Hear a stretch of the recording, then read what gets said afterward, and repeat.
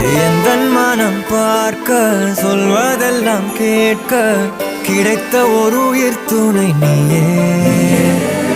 என் சிரிப்பில் பாதி என் துயரில் பாதி பகிர்ந்து நீ அருந்துகிறாயே.